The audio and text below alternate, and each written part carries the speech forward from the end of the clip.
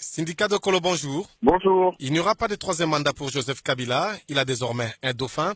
Au sein des organisations et mouvements citoyens, êtes-vous satisfait? Écoutez, satisfait, c'est un grand mot parce qu'il ne s'est contenté que de respecter la loi. Je ne sais pas s'il faut lui rendre absolument hommage. Nous, en tout cas, les mouvements citoyens, nous avons pris acte et nous rendons hommage à ce peuple congolais qui, par son engagement, empêchait que cette constitution puisse être violée. Et donc, nous voudrions plutôt rendre hommage à nos martyrs, les Rossi, les Deschades, les Luc, plutôt qu'au rendre hommage au président de la République qui n'a fait que respecter la Constitution. Donc vous voulez dire par là que c'est juste une étape qui a été franchie?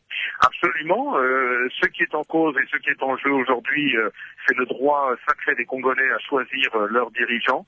Et on se rend compte que l'annulation de ce danger qui était le troisième mandat n'est qu'un des éléments qui pourrait contribuer à respecter ce droit et à obtenir le 23 décembre prochain de bonnes élections. Je vous rappelle qu'aujourd'hui, la question de l'inclusivité de tous les candidats est encore un des grands enjeux. Tant il est vrai qu'on est en train de parler maintenant beaucoup de l'invalidation de certaines candidatures qui sont parfaitement scandaleuses, et évidemment de cette situation de Moïse Katumbi qui a été empêché de venir se présenter, ce qui était son droit le plus légitime, de la même manière que le droit de M. Jean-Pierre Bemba de se présenter aux élections est également inaliénable.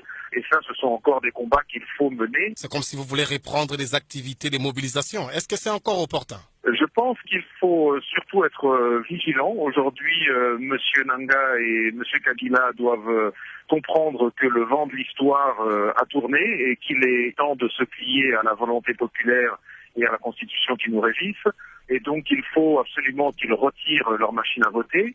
Il faut absolument qu'ils garantissent que le fichier électoral est fiable et crédible, de manière à ce que nous ayons des bonnes élections. Évidemment, s'ils continuaient à s'entêter dans la voie qui a été la leur jusqu'ici, il est évident qu'ils s'exposeraient à une nouvelle réaction populaire. Est-ce que vous êtes sûr que le peuple sera toujours avec vous? Écoutez, ce n'est pas tant le peuple qui est avec moi que moi qui suis avec le peuple en l'occurrence. Nous sommes des mouvements citoyens dont nous nous mettons au service de la collectivité. Nous n'avons pas d'ambition politique. Et à ce titre-là, nous allons continuer le travail de conscientisation. Et cette déclaration commune de la société civile, il faut rappeler qu'il s'agit quand même de 250 organisations différentes de la société civile, donc très représentatives de la population et de l'opinion publique congolaise à l'heure actuelle. Elle se veut justement une mise en garde aux autorités en disant attention, le peuple est réveillé, le peuple est conscient et le peuple s'assumera. Il n'y aura pas de nouveau glissement qui sera accepté, il n'y aura pas de machine à voter qui sera imposée aux Congolais.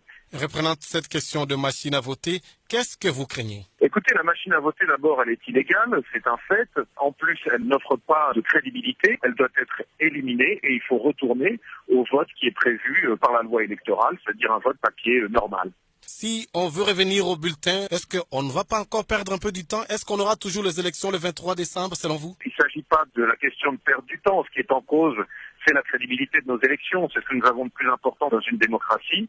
C'est la légitimité et la crédibilité de nos représentants. Alors, qu'est-ce que vous attendez du gouvernement congolais qui s'est dit plutôt déterminé à aller aux élections avec cette machine à voter? Écoutez, je pense que le gouvernement congolais n'est pas au-dessus des lois. On se rend très bien compte qu'avec la machine à voter, on est en train de courir au désastre.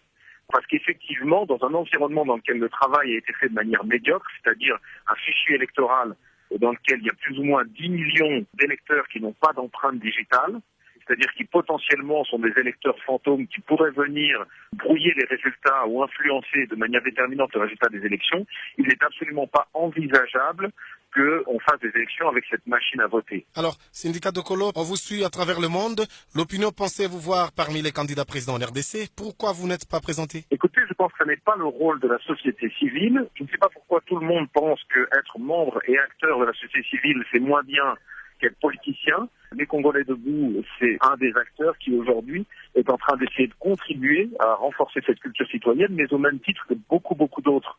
Les jeunes activistes, les Filindi, les Lucha et puis d'autres personnes qui sont là. Et je considère ça un enrichissement, je considère ça quelque chose de positif. Alors, la société civile et les mouvements citoyens militent pour l'alternance au pouvoir. C'est un peu le même langage que l'opposition. Donc, vous vous soutenez, peut-être vous soutiendrez plus tard le candidat unique de l'opposition.